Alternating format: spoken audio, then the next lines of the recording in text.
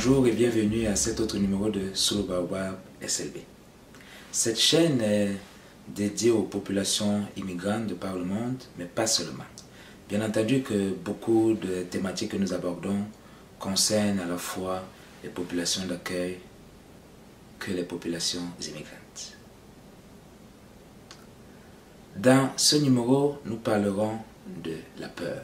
Mais avant de développer le thème de cette édition, merci de vous abonner, merci de partager cette vidéo une fois que vous l'aurez regardée, parce qu'elle est quasiment d'intérêt public, là je dirais.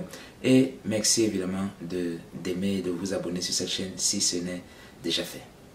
Voilà. Le thème de cette vidéo, c'est la peur. La peur est l'une des émotions les plus puissantes qui puissent habiter un être humain. Évidemment, ce n'est pas la seule, mais c'est celle bien souvent qui se cache derrière nos actions, derrière nos réactions. La peur de l'inconnu, la peur de l'autre, la peur de l'échec, la peur de la réussite. Oui, vous êtes surpris, n'est-ce pas? Bien sûr que plusieurs ont peur de réussir. Qu'est-ce qu'on dira si je réussis? Comment sera ma vie si je réussis? Et peut-être les sollicitations, et je devrais gérer ci, je devrais gérer ça. Donc il y a la peur de la réussite. Il y a la peur de l'échec. Il y a la peur de quitter sa zone de confort, la peur d'essayer quelque chose de nouveau, la peur de la foule, la peur des milieux fermés, la peur des hauteurs, la peur et la peur et la peur, et la peur d'entreprendre. Celle-là, elle est immense, elle habite des millions, des centaines de millions de personnes à travers le monde. Quelle est votre peur à vous? Quelles sont vos peurs à vous? Et comment gérez-vous vos peurs? Voyez-vous, tout être humain, tous, moi y compris bien entendu, tous nous sommes habités par une forme ou une autre de peur. Là n'est pas la question. La question c'est, que faisons-nous de nos peurs? Comment arrivons-nous à gérer nos peurs? Est-ce que nous nous laissons dominer par nos peurs? Est-ce que nous mettons en place des stratégies pour les atténuer? Est-ce que nous prenons le temps de faire un auto-examen, pour voir une auto-analyse, pour voir, ok, qu'est-ce qu'il y a de déraisonnable et qu'est-ce qu'il y a de raisonnable, d'objectif peut-être dans nos peurs? Est-ce que nous nous asseyons un peu comme dans un laboratoire là, pour disséquer les motifs cachés derrière nos peurs? Est-ce que cela remonte à une expérience négative dans le passé? Est-ce que cela remonte à notre enfance? Est-ce que cela remonte à peut-être ce que certains proches, peut-être des parents, peut-être des membres de la famille, peut-être des personnes d'autorité, des enseignants par exemple, à un moment ou un autre, nous ont dit de nous. Pourquoi avons-nous peur? Pourquoi telle ou telle peur? Sur cette chaîne, nous avons souvent parlé de l'importance d'écrire.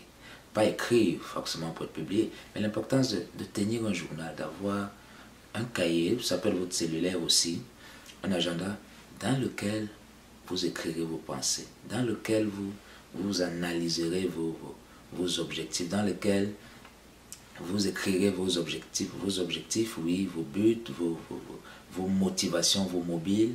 Et le fait d'écrire va créer une distance entre ces objectifs-là, entre ces peurs-là, entre ces mobiles, entre ces motivations-là et vous. Et cette distance qui se crée, le fait d'extérioriser tout cela, va vous permettre de regarder ce que vous avez écrit, de regarder vos objectifs, de regarder vos pensées, de regarder vos souvenirs, de regarder vos réflexions avec un certain recul. Et le recul, évidemment, le recul permet de mieux analyser encore ce qu'on avait gardé jusqu'ici à l'intérieur de soi-même. Donc, revenons à la peur. Prenez une feuille, divisez-la en deux. Ça, c'est un exercice que je partage avec vous, que m'a fait faire un de mes mentors. Encore une fois, l'importance du mentorat que nous avons abordé déjà sur une vidéo sur cette chaîne que je vous invite à regarder. L'importance du mentorat, le mentorat est la clé. Donc, prenez une feuille, divisez-la en deux. À gauche, écrivez tout ce que vous avez envie de faire, tout ce qui vous passionne, tout ce qui vous plaît, tout ce qui pourrait, selon vous, apporter du mieux dans votre vie personnelle, votre vie familiale, votre carrière, etc., etc. Et à droite, écrivez vos craintes. Écrivez-les toutes. Ne vous censurez pas, pas d'autocensure. Écrivez vos peurs, écrivez vos craintes, écrivez les risques d'après vous qui pourraient arriver. Si vous vous engagez dans telle ou telle action, si vous vous engagez dans tel ou tel projet. Laissez poser cette feuille pendant quelques jours. Ensuite, revenez sur la feuille, revenez sur le document. Et écrivez par la suite les gains. Si vous réalisez vos objectifs, si vous réalisez vos ambitions, c'est-à-dire la colonne de gauche, qu'est-ce que vous gagnerez? Comment votre vie serait une fois cela réalisé? Et même avant la réalisation finale, durant le trajet, durant le parcours, parce que c'est un voyage, nous l'avons déjà dit sur cette chaîne. Qu'est-ce que cela apportera dans votre vie? Qu'est-ce que cela changera?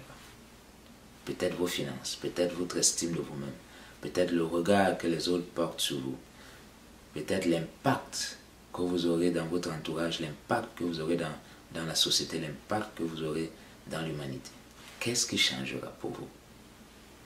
Ensuite, la colonne de droite. Vous avez marqué déjà vos craintes, vos peurs, les risques. Prenez ces peurs, ces craintes, ces risques, l'une après l'autre.